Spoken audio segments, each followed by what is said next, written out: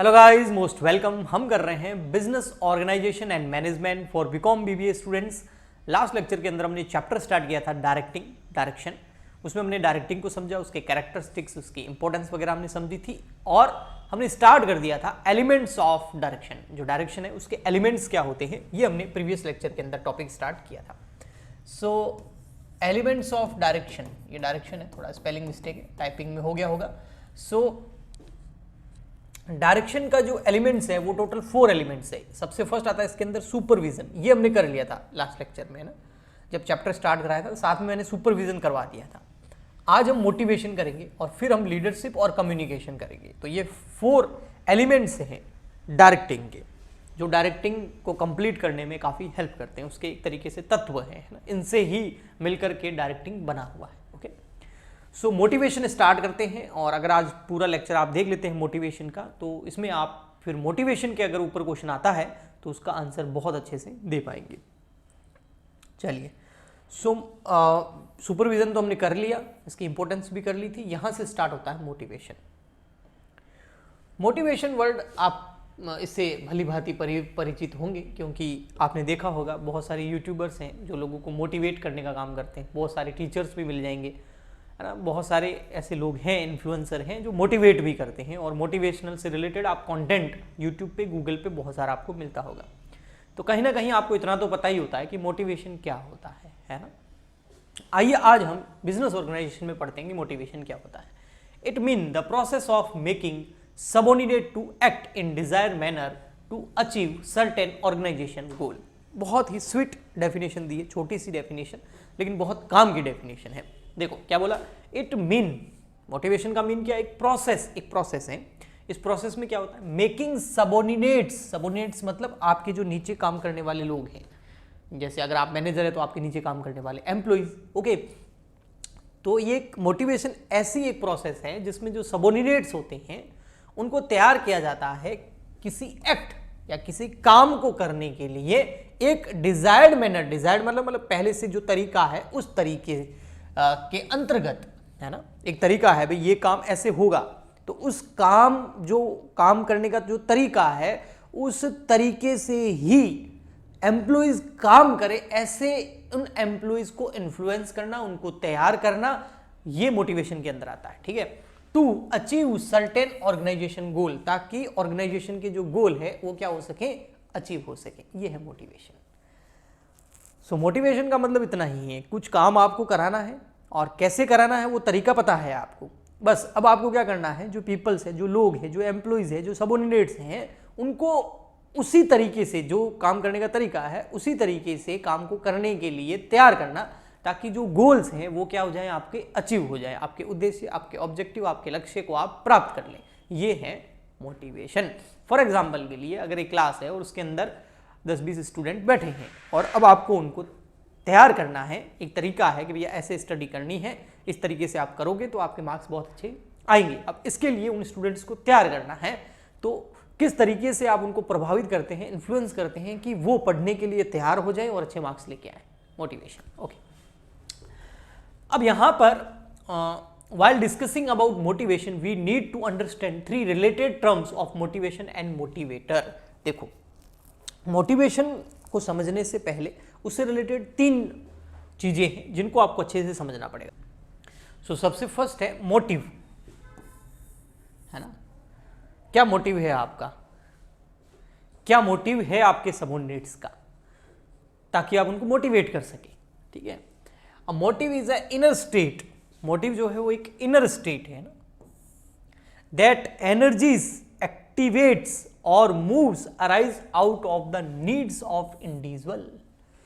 Motives मतलब आप motives को एक नीड की तरह समझ सकते, जरूरत। भाई आपकी जरूरत क्या है, अगर आप उस जरूरत को पकड़ोगे किसी भी बंदे की और फिर उस जरूरत को पूरा करने के लिए उस बंदे को क्या क्या करना पड़ेगा, अगर वो उसको बताओगे तो वो मोटिवेट हो जाएगा। उसको लगेगा ये करूंगा तो मेरी जरूरत पूरी हो जाएगी। तो वो जरूरत का पता करो, क्योंकि अगर जरूरत पता चल गई, नीड पता चल गई और वो नीड पूरी हो सकती है लेकिन ये करने से, ये बता दिया गया, तो एनर्जी अपने आप आ जाएगी उस बंदे के अंदर। ठीक है, so motive is an inner state. सबको अपने अंदर से पता होता है ना कि उसको क्या चाहिए होता है।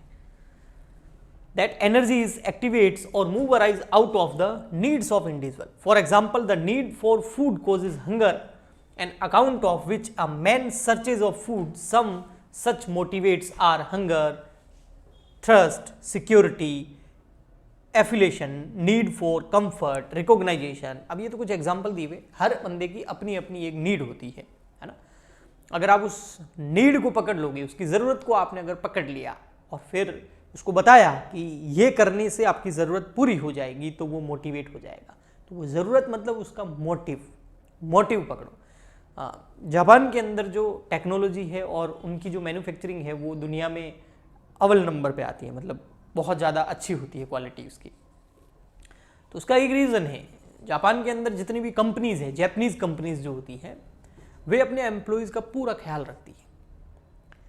पूरा ख्याल रखती है मतलब उनकी नीड्स का हमेशा पता करती है कि उनके एम्प्लॉयज़ की नीड्स क्या है, उनकी ज़रूरतें क्या हैं, उनके मोटिव्स क्या हैं, वो क्या चाहते हैं अपनी लाइफ के अंदर, और फिर उनको प्रोवाइड करने की कोशिश करती है, जिससे एम्प्लॉयज़ मोटिवेट होते हैं, है ना। तो वह चीज़ है।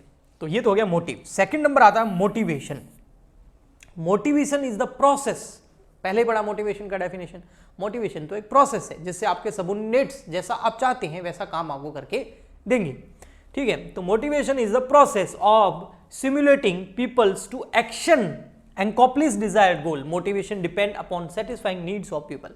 अब आप मोटिव पता कर लोगे तो फिर आप मोटिवेशन करोगे ना, तो आपको काफ़ी हेल्प मिलेगी। आपको पता है उस बंदे को क्या चाहिए, फिर आपको बता दो भाई ये करोगे तो ये आपको मिल जाएगा। ये हो गया मोटिवेशन। Next, motivator.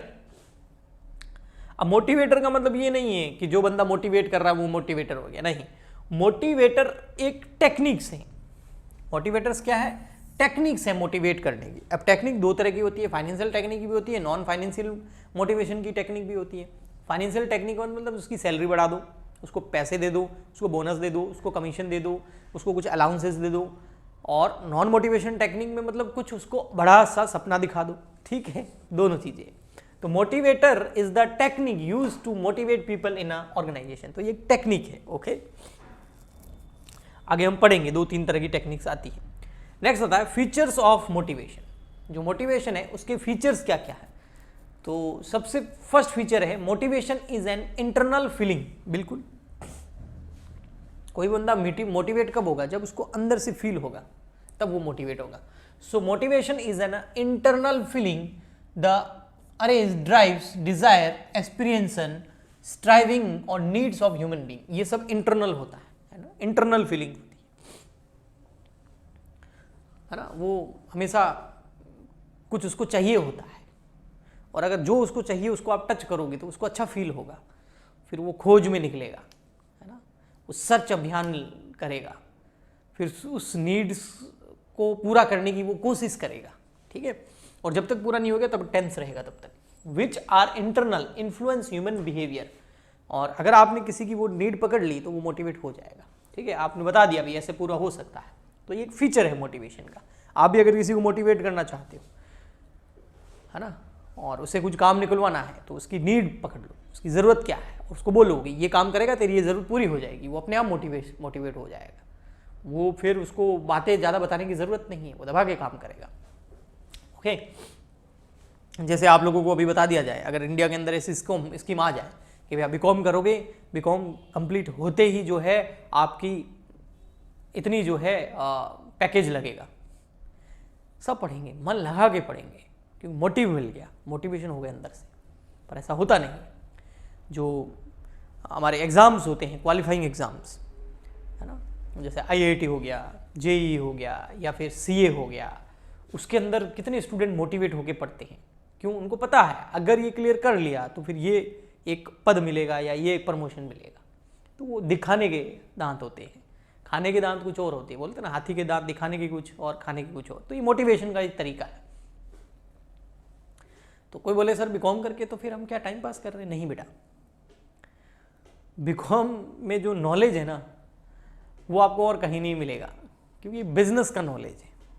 ये देखो, ये क्या बता रहा है, ये चैप्टर आपको ये कह रहा है कि अगर आपने बिजनेस खोल दिया तो आपके पास एम्प्लॉयज़ होंगे, मैनेजर्स होंगे, तो आप उनको कैसे मोटिवेट करेंगे ताकि वे उनका मोटिव पता करके जब आप उनको बताएंगे, उनको मोटिवेट करेंगे, तो वे क्या करेंगे, आपके जो गोल्स हैं, आपके जो सपने हैं, उनके लिए वे काम करेंगे, उससे आपको बेनिफिट मिलेगा और उनको भी मिलेगा, है ना। तो ये चीज़ है। तो ये तो पूरा बिजनेस है। अब कोई भी बंदा कितना भी बड़ा तीर मार ले, कौन सी भी डिग्री ले आ जाए, कौन सी भी क्वालिफाई कर ले, एंड में जॉब तो बिजनेस में करेगा ना। यस, गवर्नमेंट भी तो बिजनेस की वजह से ही तो चलती है। अब आप बोलोगे सर गवर्नमेंट बिजनेस की, मैं तो कह रहा हूँ पूरी इकोनॉमी बिजनेस की वजह से चलती है। गवर्नमेंट के पास जो पैसा आता है वो कहाँ से आता है? टैक्स से आता है। और टैक्स सबसे ज़्यादा कौन पे करता है? बिजनेस। फॉरेन कंपनी 40% के आसपास पे करती है, इंडियन कंपनी 30% के आसपास पे करती है।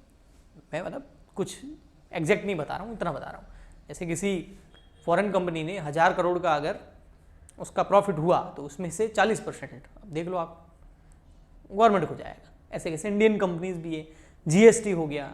वैसे उसका बर्डन तो आम जनता पे पड़ता है, वो तो है, बट फिर भी एक बिजनेस से टैक्स कलेक्ट करना गवर्नमेंट के लिए आसान होता है। तो गवर्नमेंट की मेन इनकम का जो सोर्स होता है वो टैक्सेशन होता है।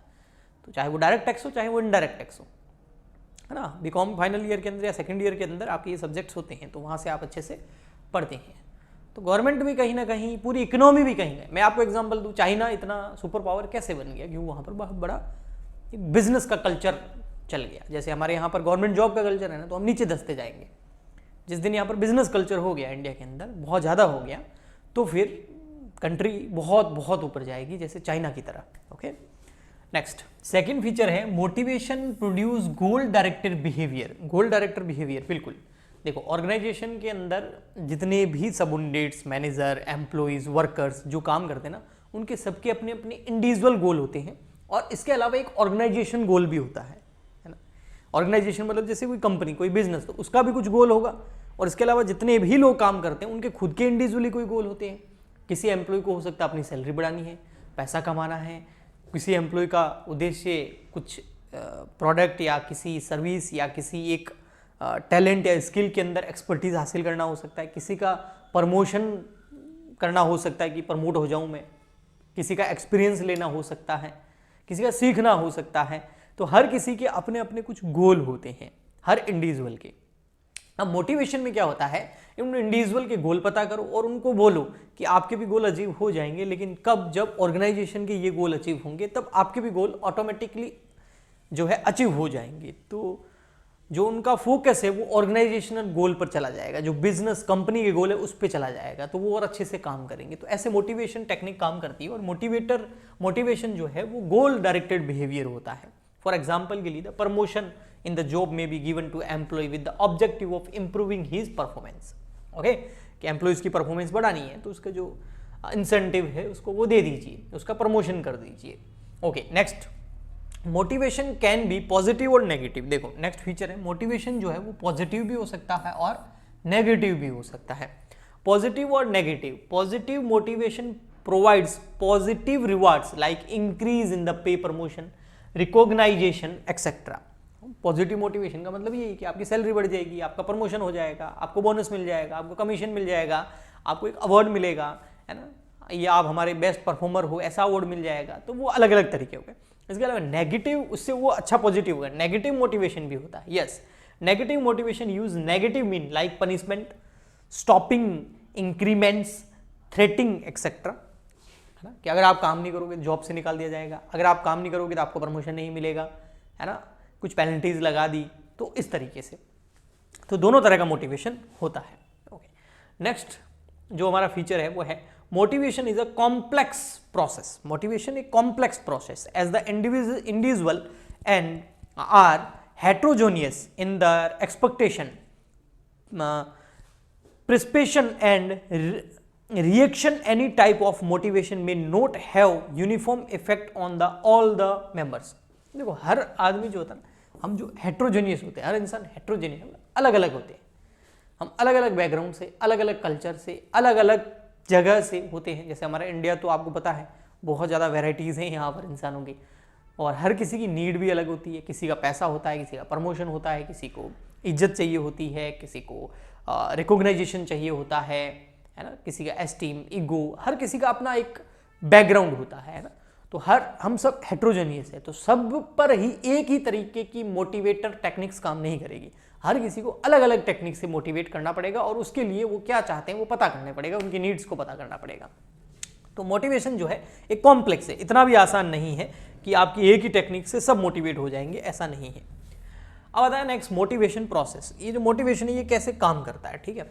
मोटिवेशन प्रोसेस देखो, मोटिवेशन के अंदर सबसे पहले मैंने आपको बताया था नीड्स। कौन सी नीड्स? जो सेटिस्फाइड हो चुकी है? नहीं, अनसेटिस्फाइड नीड। जैसे अगर किसी को कार खरीदनी हो ये और उसके पास कार पहले से नहीं है, ये एक अनसेटिस्फाइड नीड है। अब आप किसी को बोलो अगर आप ये काम करोगे तो आप, जैसे नेटवर्क मार्केटिंग की जितनी भी कंपनियां होती है ना, देखो सीधा कार दिखाती है क्योंकि सबको चाहिए होती है, और पता है किसी के पास नहीं है तो वो फिर बहुत ज़्यादा मोटिवेट हो जाएगा, फिर वो धक्के खाएगा सब जगह, ओके। और फिर सब जगह से ना आएगा तो भी ना में भी हाँ है, ऐसे करके, है ना। तो बहुत मेहनत करता है फिर वो, तब जाके वो कुछ पैसे कमा पाता है। और कुछ लोगों को हज़ारों में से एक को कार मिल भी गई तो उससे भी मोटिवेशन मिल जाता है। MLM जो नेटवर्किंग मार्केटिंग की जो कंपनीज होती है उसमें अधिकतर ऐसा होता है, ओके। तो एक मोटिवेशन है वो। तो अनसेटिस्फाइड जो नीड्स होती है ना, अगर उसको टच किया जाए तो बंदा मोटिवेट होता है। तो यहाँ पर भी मोटिवेशन प्रोसेस में सबसे फर्स्ट जिस बंदे की जो अनसेटिस्फाइड नीड्स है आपको उसका पता करना है। क्योंकि अगर किसी बंदे की कोई अनसेटिस्फाइड नीड है, किसी को कार लेनी है, किसी को बाइक लेनी है, किसी को साइकिल लेनी है, किसी को हो सकता है उसके खाने पीने घर पे नहीं हो तो उसको सबसे पहले वो करना है, फिर उसके कपड़े आ गए। तो ऐसे हर किसी का एक अपना एक बैकग्राउंड होता है, उस हिसाब से उसकी कुछ नीड्स होती है, ज़रूरतें होती है जो अनसेटिस्फाइड होती है और वो उनको पूरा करना चाहता है। तो अनसेटिस्फाइड नीड्स जो होती है वो उसको टेंशन देती है, वो उसको टेंस करती है ना, क्योंकि वो चाहता है कि ये नीड्स में सेटिस्फाइड हो जाए, क्योंकि इंसान का एक बेसिक नेचर है, कुछ उसको चाहिए और वो नहीं मिल रहा है तो वो टेंशन पैदा होती है कि हाँ ये चाहिए। तो टेंशन बुरी नहीं है, टेंशन अच्छी है, क्योंकि टेंशन होगी तभी वो आप आगे बढ़ोगे और उस चीज़ को हासिल करोगे। हाँ, किसी को टेंशन ही नहीं हो तो फिर वो, इसका मतलब उसकी सारी से नीड्स जो है सेटिस्फाइड हो चुकी है, ठीक है, उसने संन्यास ले लिया। मतलब अनसेटिस्फाइड नीड्स जो इस सोसाइटी में रहेगा, समाज में रहेगा, उसकी अनसेटिस्फाइड नीड्स तो दूसरों को देख के भी पैदा हो सकती है और वो रहेगी और उससे उसको टेंशन होगी, और टेंशन होगी ना तो ड्राइव्स आएंगे। ड्राइव्स मतलब अब टेंशन तो हो गई, वो मुझे चाहिए, अब कैसे मिलेगा, तो एक अभियान खोजबीन वो स्टार्ट कर देगा। और फिर वो सर्च बिहेवियर आएगा। सर्च मतलब वो खोजेगा कि यहाँ ये ज़रूरत मैं कैसे पूरी करूँगा, मेरे को ये चाहिए, अब ये कैसे मिलेगी, इसके लिए मुझे क्या क्या करना पड़ेगा, कहीं जाना पड़ेगा, इसके लिए पैसा चाहिए कितना, वो पैसा कैसे कमाया जा सकता है, उसके तरीके खोजेगा। जॉब करूँ, बिजनेस करूँ, ये करूँ, डबल मेहनत करेगा पूरा, है ना, लोन लूँगा तो किस्त पे कर पाऊँगा, ऐसे वो पूरा दिमाग को दौड़ाएगा कि ये कैसे ज़रूरत मेरी पूरी हो सकती है। Search behaviour. और जब सर्च बिहेवियर आता है ना तो वो बंदा अपनी नीड्स को सेटिस्फाइड करके ही मानता है और उस चीज़ को हासिल करके ही मानता है। कुछ लोग होते हैं जिनका अपना घर नहीं होता, अपनी कार नहीं होती है, लेकिन जॉब लग जाती है, ठीक है, फिर वो क्या करते हैं, धीरे धीरे लोन पे ही सही, क्योंकि उनको घर चाहिए अपना खुद का, तो फिर वो लोन पे होम लोन ले लेते हैं, फिर उसके बाद कार लोन ले लेते हैं और फिर उनकी सेटिस्फाइड हो जाती है नीड। बट हाँ, वो अलग बात है कि फिर वो इसके ऊपर बहुत लंबे टाइम तक इंस्टॉलमेंट पे करते हैं और बाद में परेशान भी होते हैं, लेकिन उस समय वो नहीं दिख रहा होता है, उसके जो कॉन्स है वो नहीं दिख रहे, प्रॉन मतलब अच्छा दिख रहा होता है, सब बेनिफिट्स दिख रहे होते हैं, जो उसके लॉसेज है, लिमिटेशंस हैं, जो प्रॉब्लम्स है वो नहीं दिख रही होती है। और फिर जब वो पूरी हो जाती है फिर वो आगे की बातें होती हैं, लेकिन जैसे ही वो सर्च बिहेवियर आता है वो बंदा वो हासिल करके रहता है और सेटिस्फाइड हो जाती है नीड्स, और फिर रिडक्शन हो जाता है टेंशन का। फिर टेंशन क्या हो जाती है, कम हो जाती है। तो क्या सर अब ये खत्म हो गया? नहीं, फिर वापस और नई नीड्स पैदा होगी, फिर वापस वही टेंशन होगी, फिर वापस ड्राइव्स आएंगे, फिर सर्च बिहेवियर सेटिस्फाइड करेगा, फिर वो टेंशन खत्म होगी, फिर नई टेंशन पैदा होगी। तो एक इंसान की लाइफ में ये साइकिल चलता ही रहता है, हमेशा चलता रहता है, कभी खत्म नहीं होता है। कुछ लोगों का खत्म हो जाता है ना। अगर ये खत्म हो जाता तो मुकेश भाई अंबानी अभी घर पे सो रहा होता। समझ में आया? अभी भी कुछ और चाहिए उनको, है ना जी, उनके पास सब होते हुए भी। तो ये एक बेसिक सा नेचर होता है। नेक्स्ट आया है इंपॉर्टेंस ऑफ मोटिवेशन। मोटिवेशन क्यों इंपॉर्टेंट है? जो अभी इससे पहले जो प्रोसेस बताया ना, बिजनेस के पॉइंट ऑफ व्यू से, ऑर्गेनाइजेशन के पॉइंट ऑफ व्यू से बहुत इंपॉर्टेंट है, क्योंकि आप एम्प्लॉइज़ की इन चीज़ों को पता कर सकते हैं। अगर वो टेंशन में जाके पूछो भाई क्या टेंशन है, कि भाई मेरे को ये टेंशन है, तो उसकी वो पूरी कर दो तो वो आपके लिए अच्छे से काम करेगा। Next, importance of motivation. Motivation help to improve performance level of employees as well as the organisation. देखो, मोटिवेशन से क्या होता है, नीड्स पता कर ली, आप बोल दिया उसको भाई ये करो, आपकी नीड्स ये पूरी हो जाएगी, सैलरी बढ़ानी तो बढ़ जाएगी, प्रमोशन चाहिए तो हो जाएगा, लेकिन ये करना पड़ेगा। अब वो क्या करेगा, बहुत अच्छे से 100% अपना देके अच्छा परफॉर्मेंस के साथ काम करेगा और इससे ऑर्गेनाइजेशन को भी फायदा होगा। Okay, next, motivation help to change negative और indifferent attitude of employees positive attitude so as to achieve organization goal. अगर कोई ऑर्गेनाइजेशन के लिए या नेगेटिव सोच रहा है तो अगर मोटिवेशन के द्वारा आप उसकी नेगेटिव सोच को पॉजिटिव सोच में कन्वर्ट कर सकते हो और उसके लिए फिर वो ऑर्गेनाइजेशन के लिए काम करेगा और उससे उसका भी भला होगा, ऑर्गेनाइजेशन का भी भला होगा। Next, motivation help to reduce employees turnover and thereby save of the cost of new recruitment and training. देखो, एम्प्लॉइज टर्नओवर का मतलब यहाँ पर ये होता है कि एम्प्लॉइज जो है आपकी ऑर्गेनाइजेशन को, आपकी कंपनी को, आपके बिजनेस को छोड़ के नहीं जाएगा कहीं पर भी। अगर आप उसको टाइम टू टाइम मोटिवेट करते रहेंगे, जो उसको चाहिए वो देते रहेंगे, तो वो लंबे टाइम तक आपके ऑर्गेनाइजेशन में टिका रहेगा, जिसका बेनिफिट आपको कई तरीके से मिलता है। क्योंकि एक तो एक्सपीरियंस्ड बंदा है आपके पास, इसके अलावा जो है आपको नया रिक्रूटमेंट नहीं करना पड़ेगा, ट्रेनिंग वगैरह नहीं देनी पड़ेगी, वो खर्चा आपका बच जाएगा। ओके, ठीक है। Motivation help to reduce absenteeism in the organization. Some important reason of absenteeism are bad working condition, inadequate rewards, lack of recognition। मतलब absenteeism मतलब हो गया भाई वो absent नहीं रहेगा, वो हमेशा आएगा काम पर, क्योंकि आपने उसको कुछ गोल दे रखा है, उसको उसकी नीड्स आपको पता है, आप बोल रहे हो उसकी टाइम टू टाइम नीड्स जरूरतें पूरी करते रहेंगी। आगे हम मास्लो की हेरिची नीड्स को समझेंगे तब आपको और अच्छे से समझ में आएगा कि एक इंसान की जरूरतें टाइम टू टाइम बढ़ती रहती है। जैसे एक बंदे की आप सैलरी बढ़ाते जा रहे हो, अब उससे ज़्यादा वो एक लेवल पे पहुंचने के बाद सैलरी बढ़ने से उसको बेनिफिट मजा नहीं आएगा, वो मोटिवेट नहीं होगा, अब उसको कुछ और चाहिए तो फिर और देना पड़ेगा, रिकॉग्नाइजेशन देना पड़ेगा, प्रमोशन देना पड़ेगा, तो लंबे टाइम तक एम्प्लॉय आपके पास टिका रहेगा और इससे आपके ऑर्गेनाइजेशन को भी फायदा होगा, क्योंकि वो एब्सेंट नहीं रहेगा, हमेशा ऑर्गेनाइजेशन में आता रहेगा। ओके, ये आ गई Maslow's हेरिची of needs theory.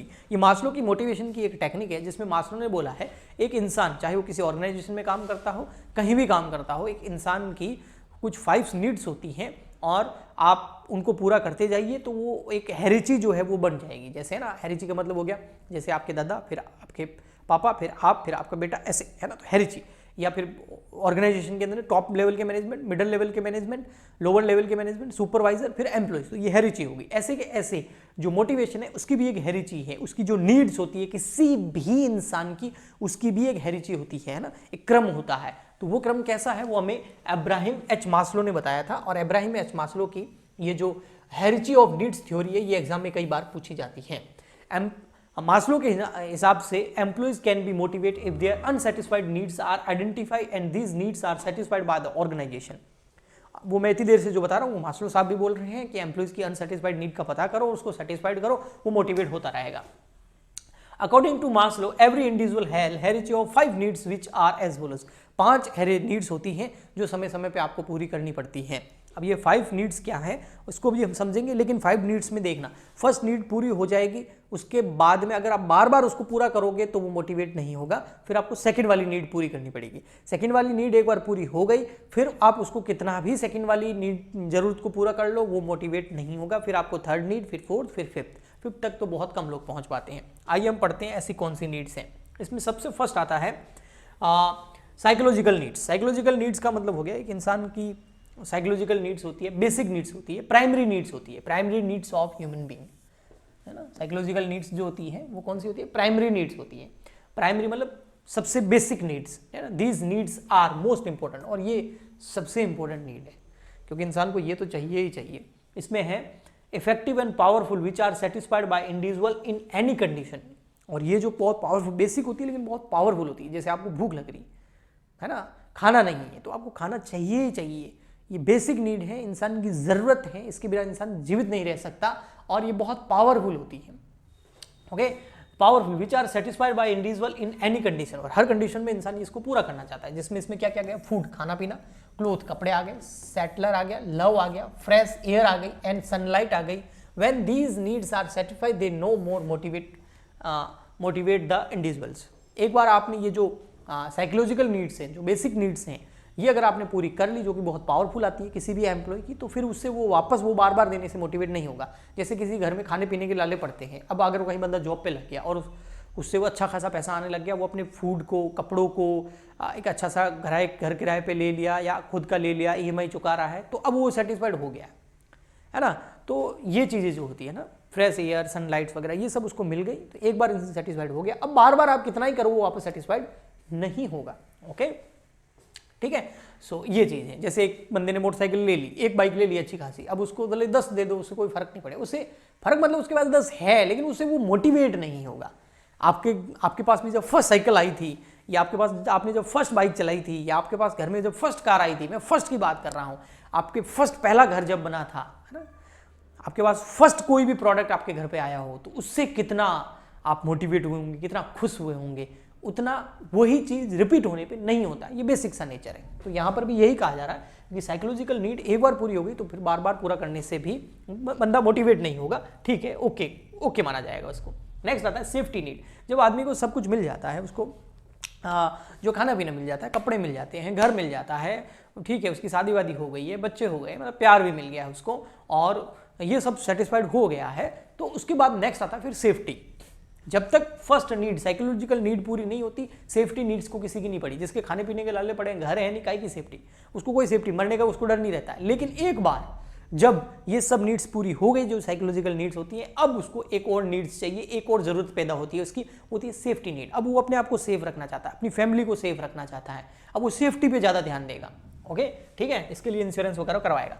Once the basic psychological need, safety need sorry, once the basic psychological need पूरी हो जाती है, these are also known as security needs which arise one the psychological needs are satisfied. एक बार psychological need satisfied हो गई, फिर safety पे आता बंदा। सेफ्टी नीड्स मीन्स फिजिकली मतलब कहीं कोई दुर्घटना ना हो जाए, कोई एक्सीडेंट ना हो जाए, मैं बीमार पड़ जाऊंगा तो उसके लिए मुझे क्या करना पड़ेगा। इसके लिए लोग हेल्थ इंश्योरेंस, लाइफ इंश्योरेंस वगैरह कराते हैं, इन्वेस्टमेंट्स करते हैं, इकोनॉमिक में इन्वेस्टमेंट्स आ गए, और साइकोलॉजिकल सेफ्टी, है ना, साइकोलॉजिकल सेफ्टी भी चाहिए उसको, जॉब सेफ्टी भी चाहिए उसको, पैसा आता रहे जैसे अभी आ रहा है वो सेफ्टी भी चाहिए उसको। और ऐसे कंपनीज देती भी है, इसॉप वगैरह, इसकी पेंशन स्कीम वगैरह, बहुत सारी चीज़ें दी जाती है एम्प्लॉयज़ को, ताकि उसकी जो सेफ्टी नीड्स है वो भी पूरी हो सके।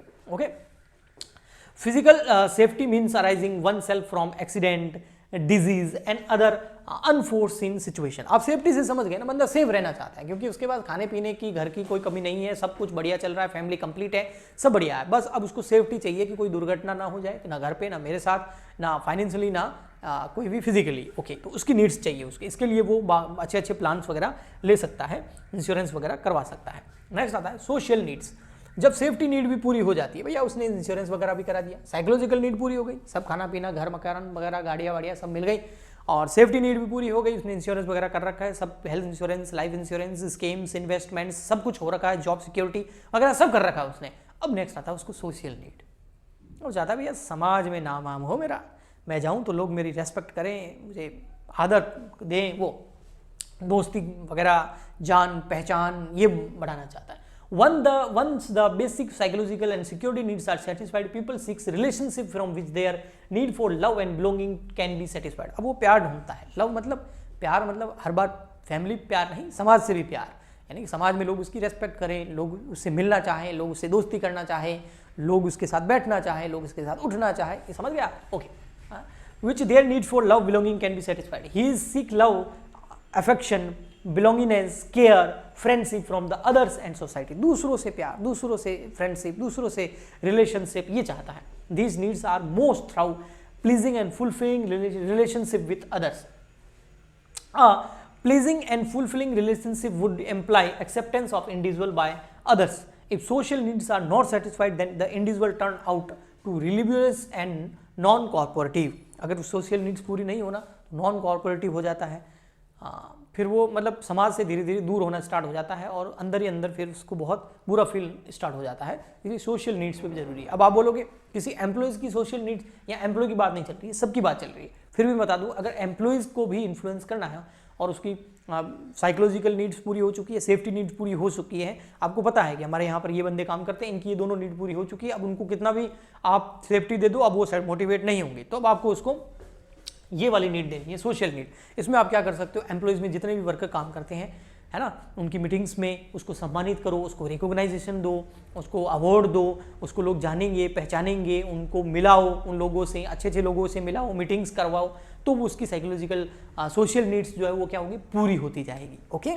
इस तरीके से। नेक्स्ट, स्टीम और ईगो नीड्स। ये सबसे खतरनाक नीड्स होती है, हर किसी की ये पूरी नहीं होती है, लेकिन जब सोशल नीड पूरी हो जाती है तो ये नीड पैदा हो जाती है। ईगो नीड, ईगो तो आप समझते होंगे, After satisfying social need, individual ego and esteem needs arise. These level of needs including self-esteem, respect, achievement, ये चाहिए। पहले तो केवल सोशल में फ्रेंडशिप चाहता था, प्यार चाहता था, जान पहचान चाहता था, अब क्या चाहता है वो रेस्पेक्ट चाहता है। जब भाई साहब आए, लोग सम्मान करें, रेस्पेक्ट करें, पैर छुए, चेयर लेके आए उनके लिए, बैठो भाई साहब, है ना। होता है ना शादी में कुछ स्पेशल गेस्ट आते हैं, आप सोच रहे होंगे पैसे वाले तो बहुत होंगे, इसीलिए उन्होंने अपनी फर्स्ट साइकोलॉजिकल नीड पूरी कर ली, सेकंड कौन सी नीड पूरी कर लेते हैं, सेफ्टी नीड पूरी कर लेते, थर्ड सोसाइटी में उनकी अच्छी खासी जान पहचान है, तभी फोर्थ एस्टीम, ईगो, रेस्पेक्ट चाहिए। वो आएंगे, लोग चेयर लेके आएंगे, एक अलग ही लेवल का आदर सम्मान उनका होता है, तो वो एक ईगो है। अगर वैसा नहीं हुआ ना तो वहां से रुकेगा ही नहीं बंदा, वहां से चला जाएगा। समझ में आया ये चीज? Okay. From this esteem needs remain unsatisfied for life long. बहुत सारे लोगों की ये नीड तो अनसेटिस्फाइड रहती है, बहुत कम लोगों की ये वाली नीड पूरी हो जाती है। Okay. Individual with special capability and skill can only satisfied this need. जो बंदे के पास कुछ स्पेशल कैपेबिलिटी है या फिर कुछ स्किल है जिस बलबूते पर वो नीड जो है वो पूरी होती है। ठीक है। These needs are laymen generally remain unsatisfied. Normal लोगों की ये नीड्स जो है अनसेटिस्फाइड ही रहती है।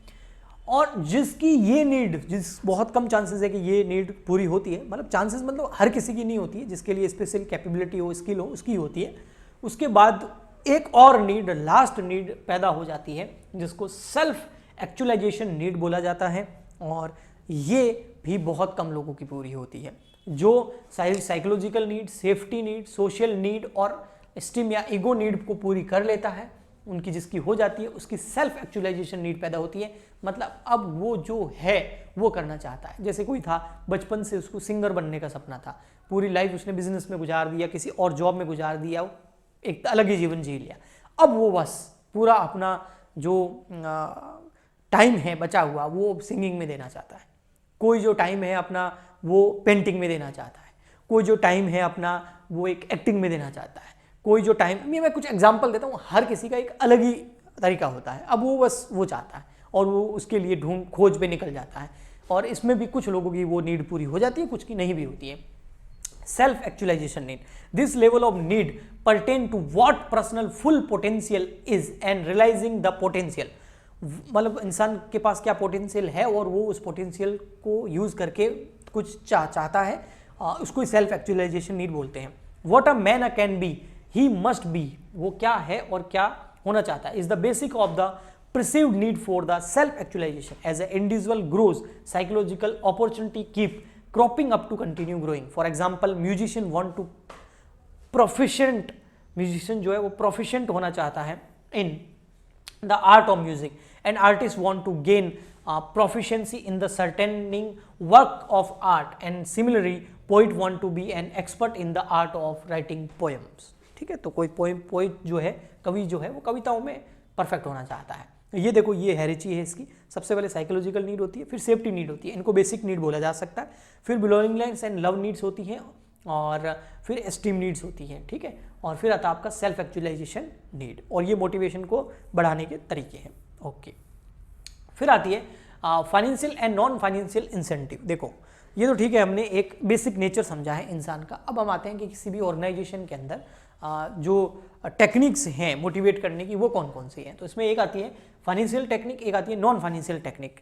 फाइनेंशियल टेक्निक का मैं बता देता हूँ। फाइनेंशियल टेक्निक का मतलब होता है आप एम्प्लॉइज़ को जो है उसकी सैलरी बढ़ा रहे हो, उसको बोनस दे रहे हो, उसको कमीशन दे रहे हो, यानी कि उसको पैसों से रिलेटेड कुछ आप दे रहे हो, तो फाइनेंशियल टेक्निक के अंदर आता है। नॉन फाइनेंशियल टेक्निक में मतलब आप पैसा नहीं दे रहे हो, किसी और तरीके से आप उसको मोटिवेट कर रहे हो। ठीक है, financial technique are related to money और मॉनेटरी फॉर्म।